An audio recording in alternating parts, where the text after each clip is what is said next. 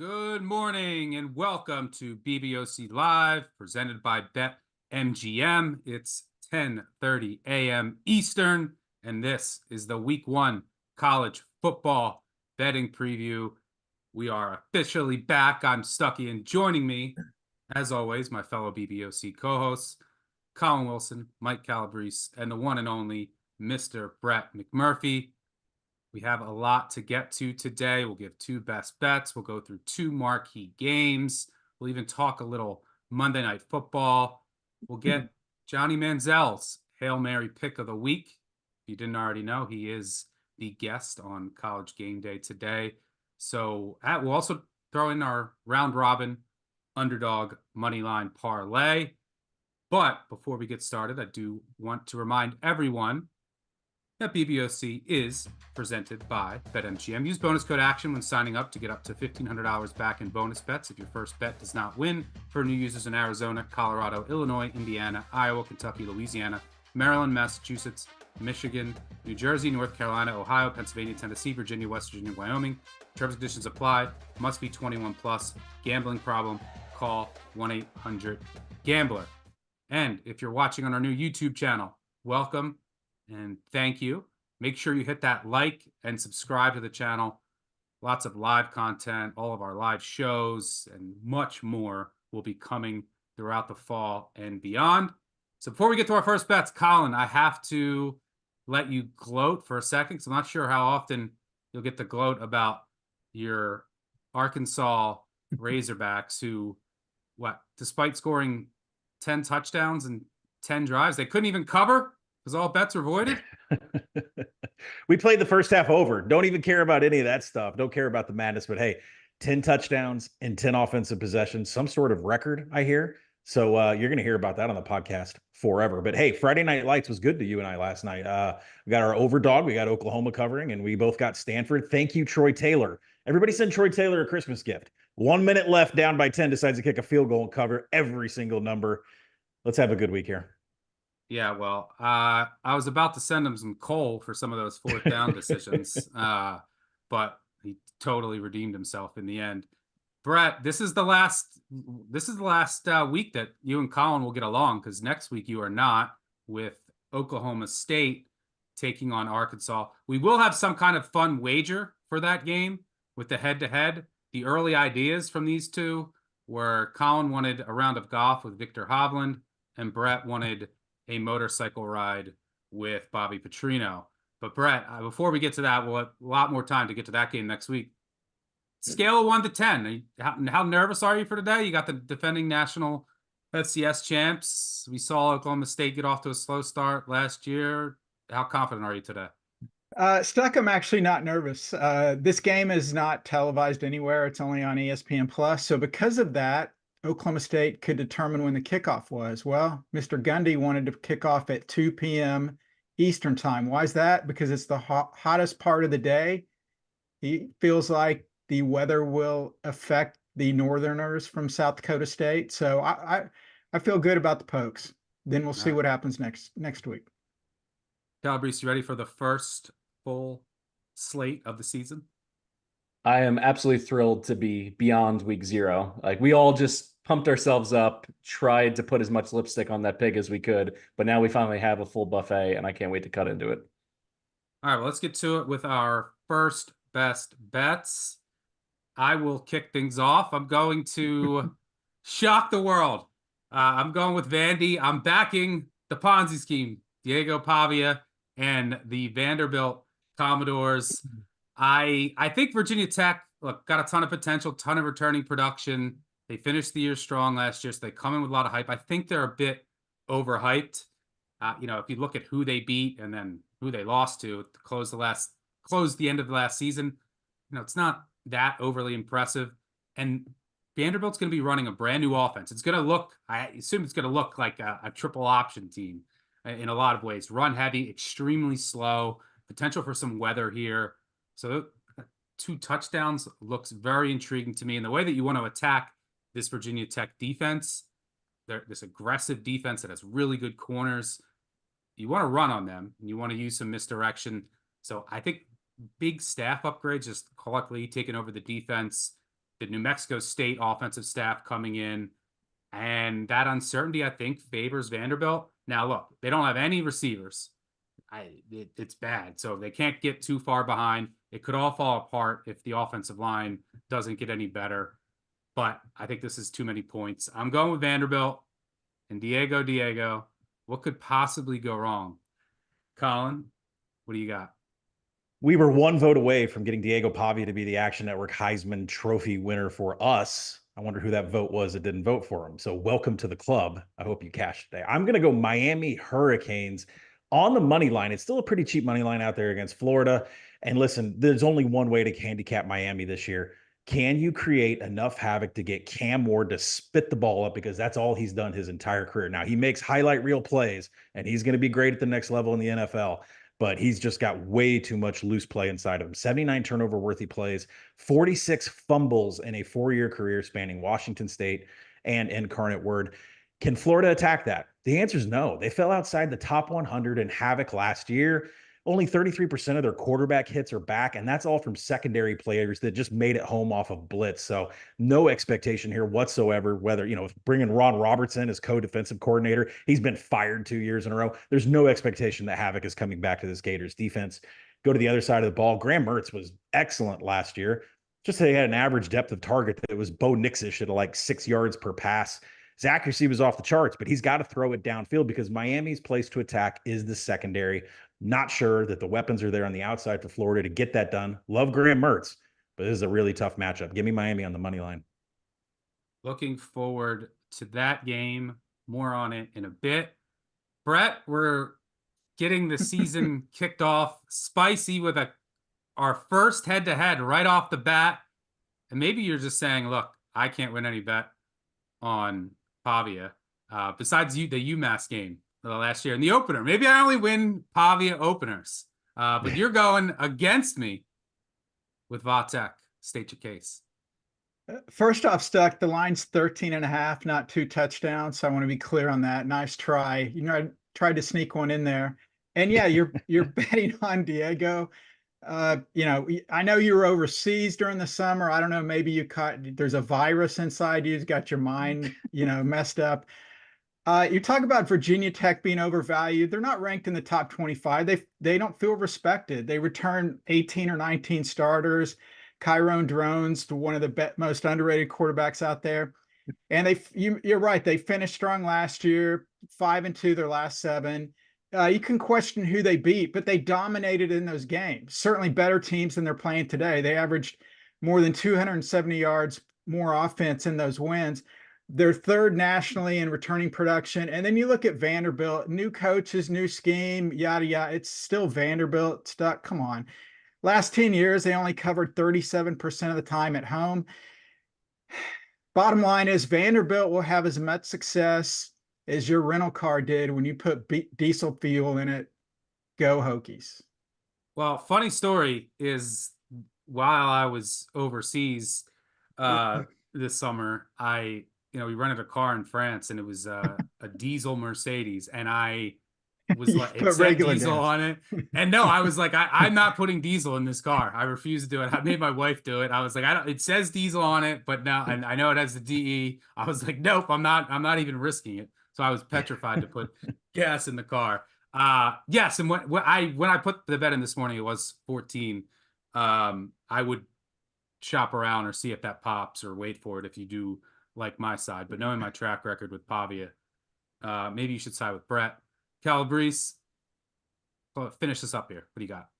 I'm going to go over in UTEP against Nebraska. The number's at 48. I like it up to 49.5. And it starts with UTEP. They're switching from a plodding, run-centric identity under Dana Dimmel. He's out. Scotty Walden is in. Their new head coach is just a fire plug. He's absolutely bottled up electricity. If you hear him talk, he could sell snow to the Eskimos.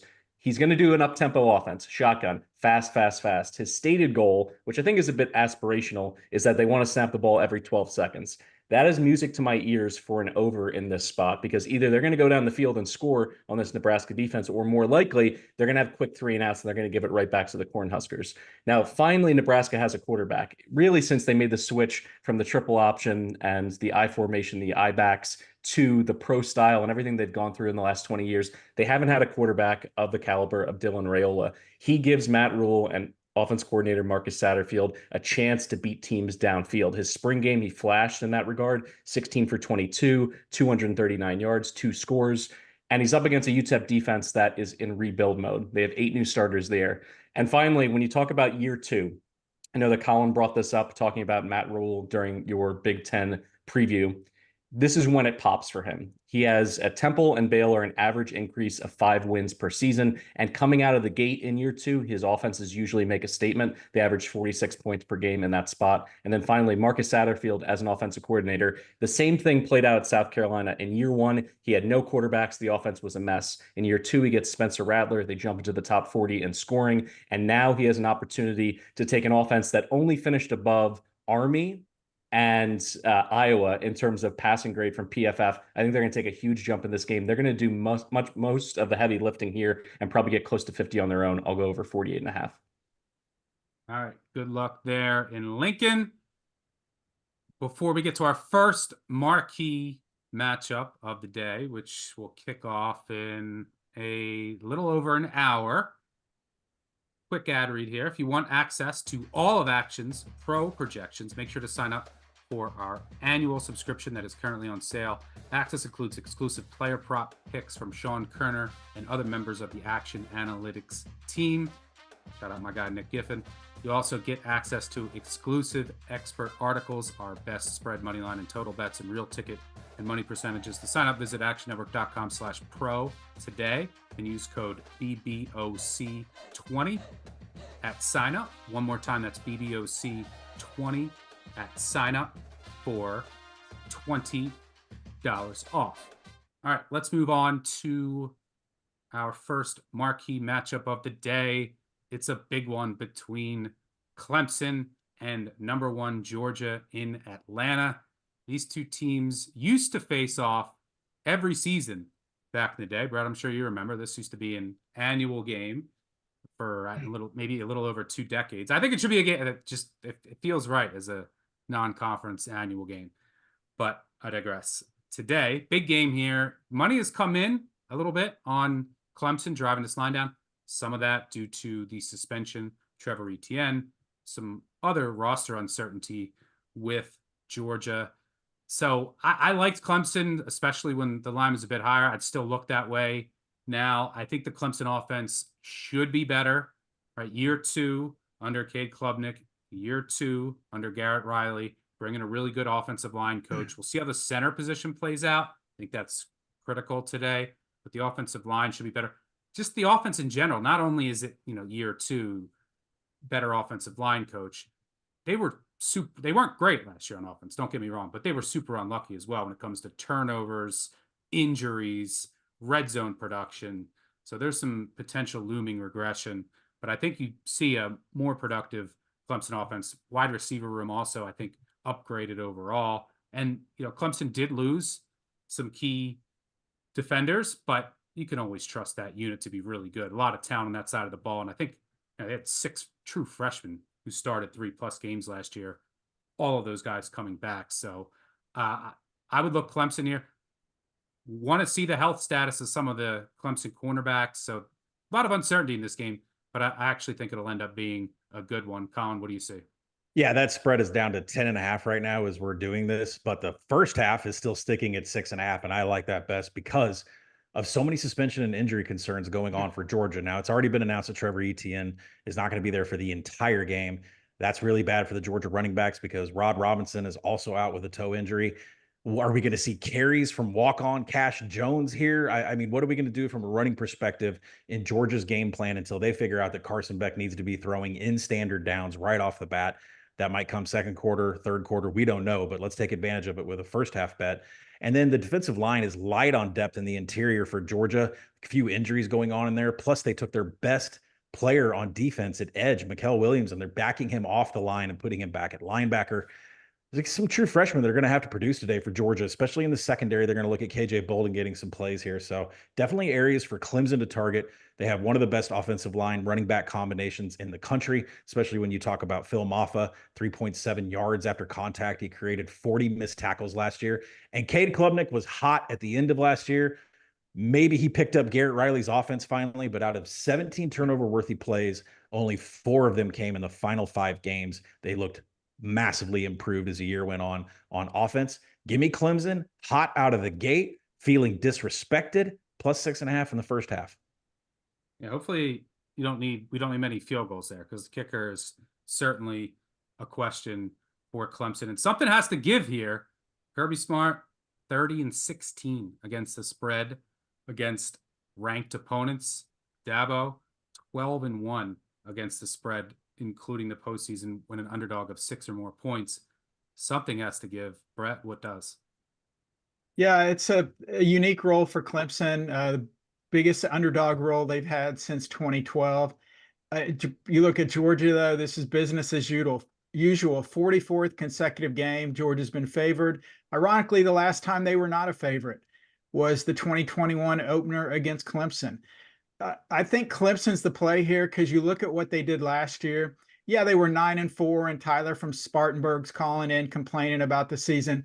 But when you go a little bit closer into those losses, and you kind of mentioned it, Stuck, about the field goal kicker, they outgained 3 of those 4 opponents in those losses. Usually you outgain your opponent, you win most of those times. They didn't. Why? They had red zone turnovers. They missed a lot of easy field goals. We've talked about the suspension at running back. You've also got number 2 wide receiver, Ra Thomas, kicked off the team during the offseason. I think this is a more desperate team for Clemson, and Dabo has something to prove here.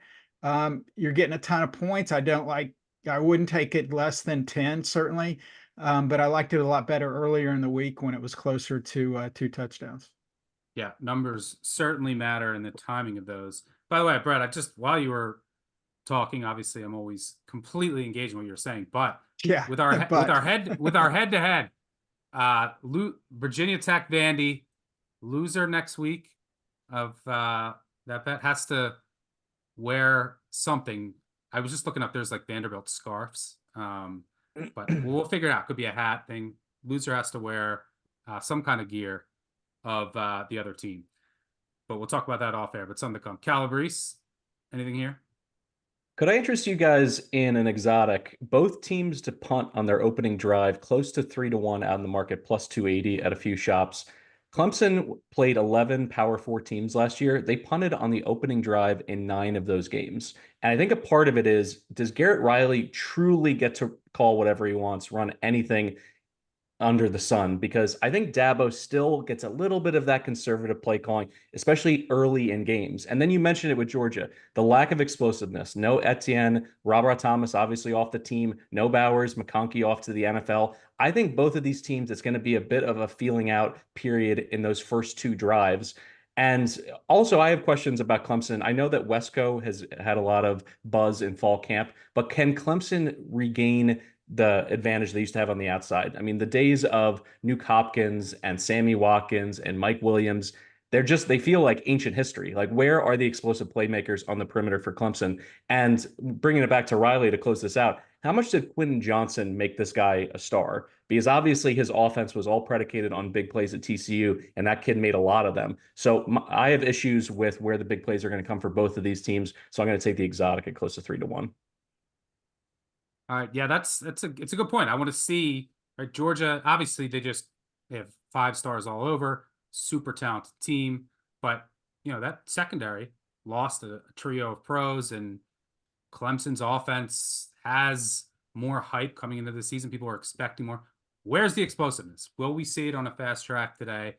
That's something that I'm certainly going to be looking for. It is a great early season test.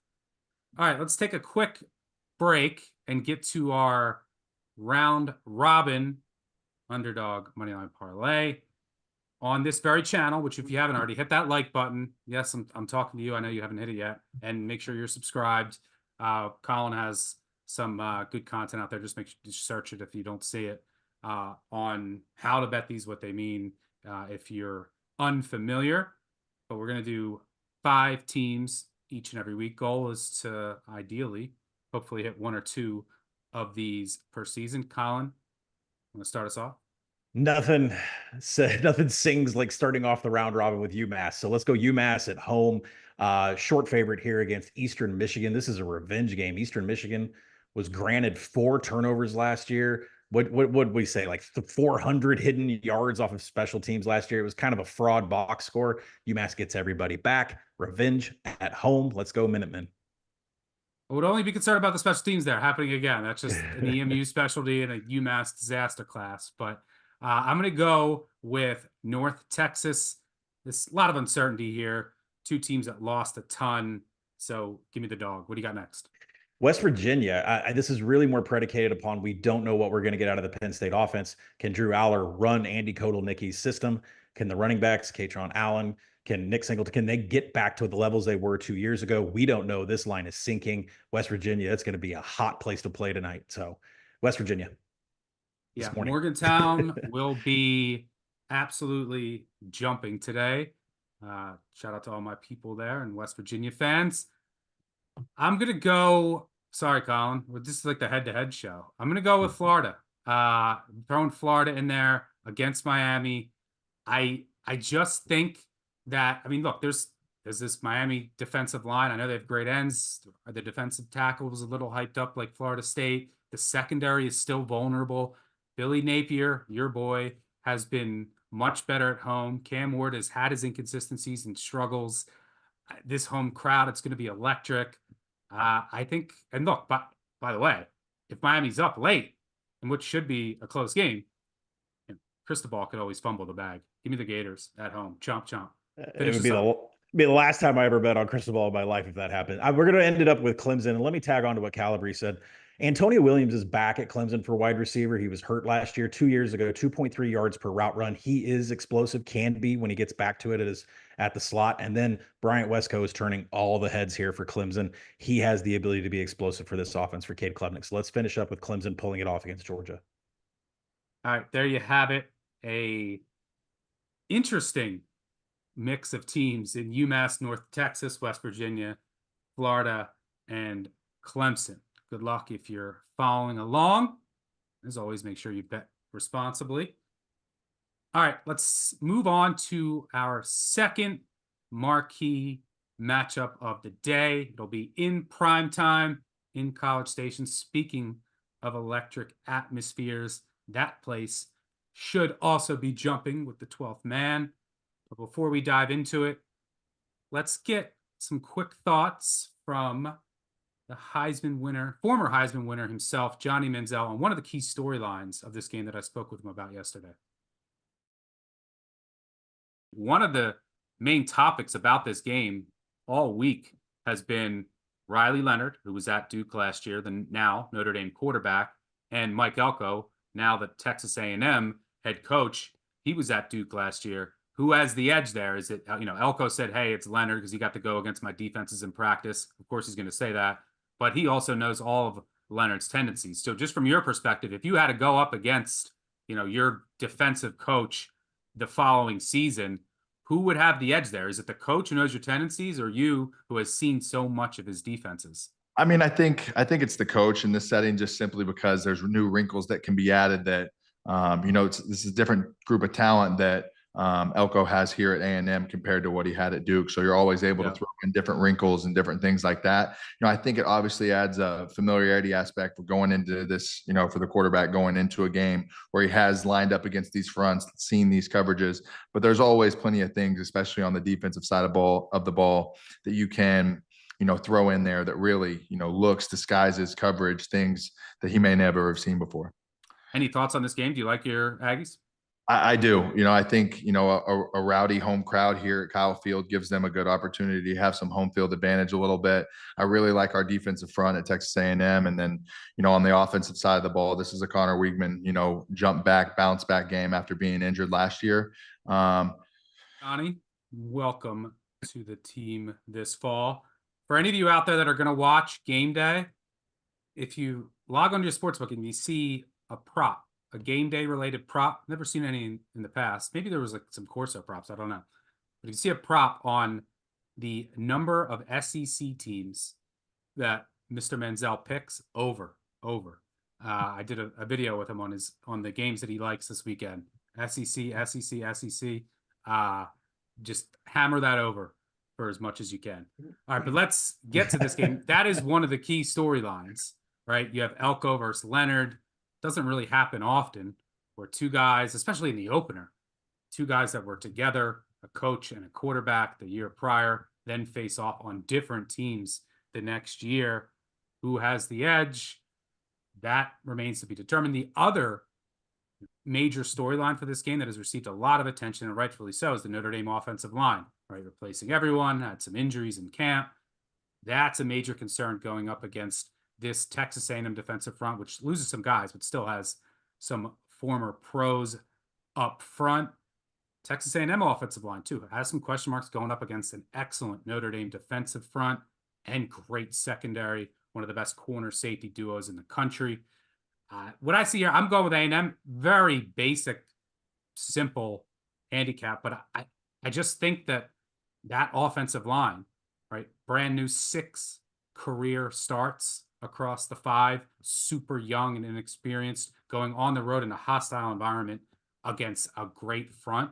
I think that'll be the difference, and I'm just generally a bit higher on Texas A&M than the market coming into the season. I think Elko will provide a huge boost from a coaching perspective. This is just a much more serious team than it was under Jimbo Fisher, who it was just time for him to go. So give me A&M. Colin, you're going a different route with the total, which I agree on. What do you got? Yeah, I'm going first half under 23.5. There is just way too much defense in this matchup, and it's going to take a hold in the first half of this game. Both defenses finished top 10 last year in defensive havoc.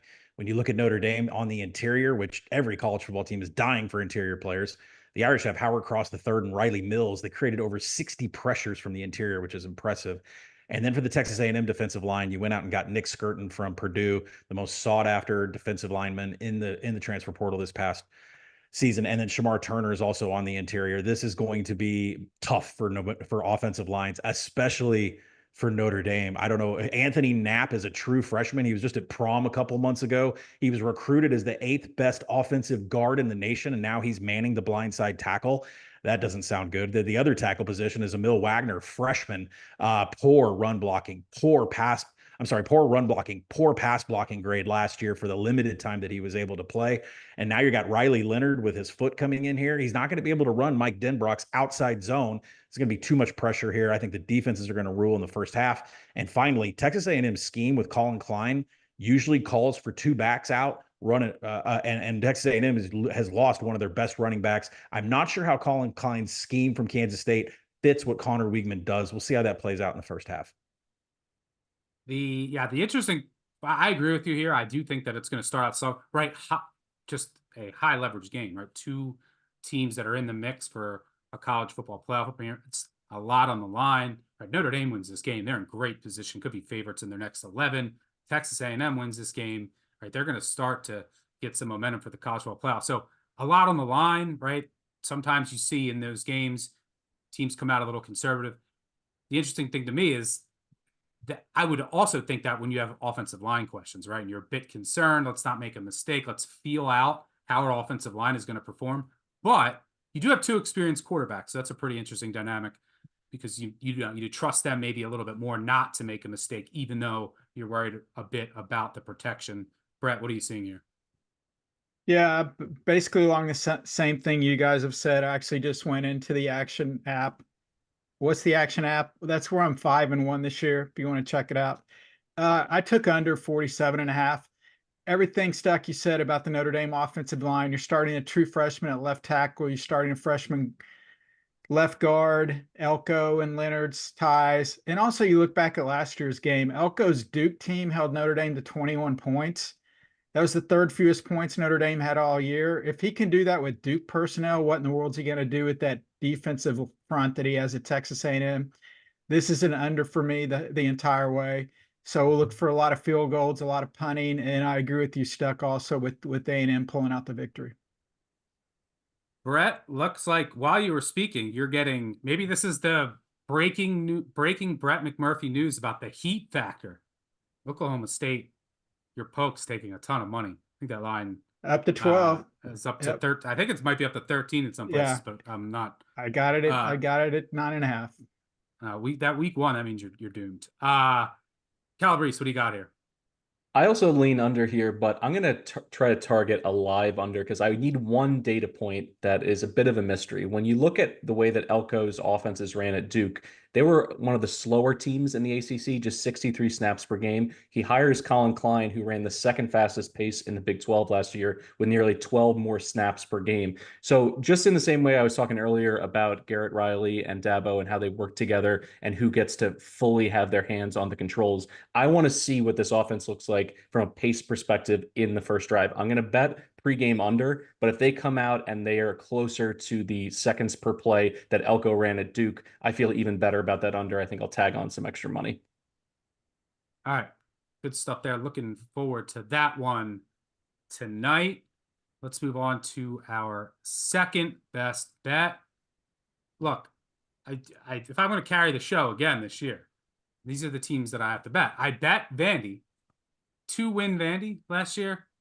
I can't, look, I got to upgrade the teams I'm betting on. I can't bet on all bad teams. So we're going to bet on a team that won 3 games last year in Sam Houston State. Eat 'em up, Cats. I like them here against Rice. Rice doesn't profile as a great big favorite. They play really slow. I think they're really going to miss McCaffrey, a wide receiver who is just a massive part of their production in yards and touchdowns. I think there'll be a hole there. And Sam Houston State struggled early, really came on during the late part of the season, could have finished 4-0. I think they really got adjusted to the FBS level, upgraded at quarterback, wide receiver room will be better with some improved health. So I like Sam Houston. What could go wrong? Like Sam Houston State and Vanderbilt. Colin, what do you got? Number's 8 right now. It's flying on Sam Houston State. That thing is moving. Let's go tomorrow night. USC, LSU, monster showdown. I got 4.5 on the board right now. USC won the defensive coordinator hiring process this offseason. Not LSU whatsoever. Danton Lynn comes over from UCLA. The job that he did there in one season was pretty amazing. Improved the defensive havoc. They were number 1 in the pass rush in the nation. But more importantly, this was a UCLA defense that was outside the top 100 in stopping the run. Last year, they were top 25. Danton Lynn came over 4 Holiday Bowl practices. He wasn't officially a part of the coaching staff, but he was there every day in practice. This was a USC defense that missed 140 tackles the entire season. In the Holiday Bowl, they missed just 6, and that is the influence that Lynn has. But you turn around to the LSU side, the hiring of Blake Baker from Missouri, he was great. Defensive havoc. They were great in stopping the run. Way too many explosives giving up through the pass game every time the Tigers took the field. I'm not sure how that helps LSU here when that was their biggest issue last year. Gave up 30 points to 6 of their 8 SEC opponents. I don't expect that to change for the LSU defense. And then when you go to the other side of the ball for LSU, Garrett Nussmeier is now the quarterback after Jaden Daniels. What does that mean? We're not running outside zone anymore. Garrett Nussmeier is more of a passer than a runner, which means we're going to have a completely different offensive scheme. There's going to be a lot more passing here. And that really puts a lot of spotlight on the wide receivers for LSU. They lost a ton of production. Now Kyron Lacey has to step up and be the guy, which he has not shown it from a yards per route run yet. We'll see if he can. I like USC and the points. Yeah, I do think that the USC defense from a scheme preparation perspective will be much better.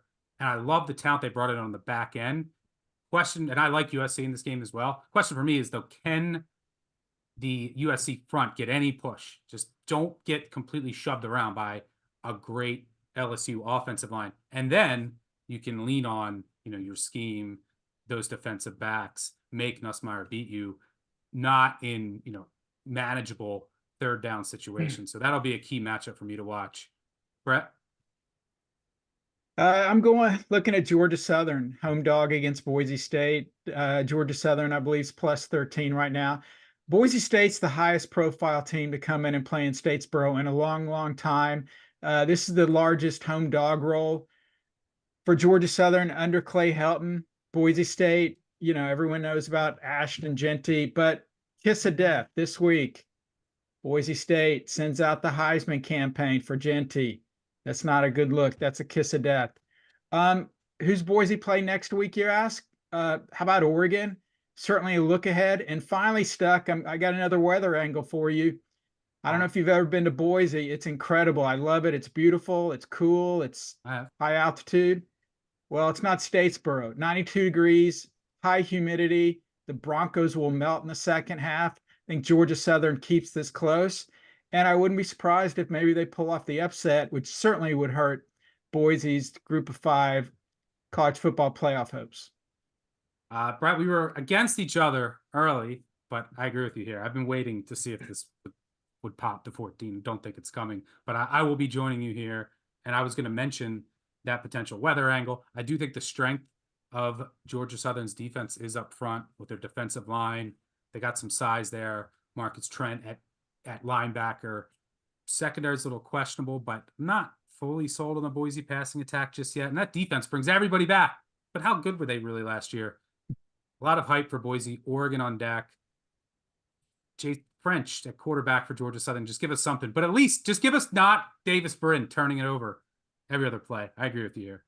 Calabrese, what do you got? I'm going to go South Carolina laying the 3 touchdowns at home against Old Dominion in what I'm calling the regression bowl from a luck perspective.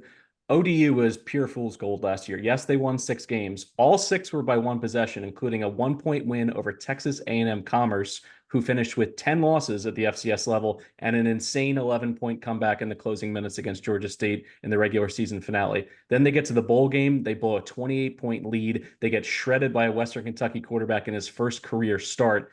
And when you look at South Carolina, for all the good luck that ODU had, they had bad luck. They had injuries to 12 separate offensive linemen, which I think made it so difficult to evaluate them from an offensive perspective. They come in healthy with depth on their 2 deep finally, and I think that's going to open up things for their big 3. You got Lenore Seller, who is a dual threat quarterback. Rocket Sanders in from the transfer portal at running back. He put up big numbers, not necessarily with a great offensive line in front of him in Fayetteville. And then Nick Harbor, 2-time freak list #1 player, according to Bruce Feldman. He's 6'5", 240 pounds. He's an Olympic level runner. His 200-meter time automatically qualified him for the Olympic trials. I think that's going to be the story of the game, the explosive plays from the South Carolina offense. And then ODU gave up over 50 sacks last year. I think the Gamecocks are going to be able to get to Grant Wilson in this game. And it's really going to show that the Monarchs were just basically a paper tiger in 2023. I think they get boat raced in this game in Columbia.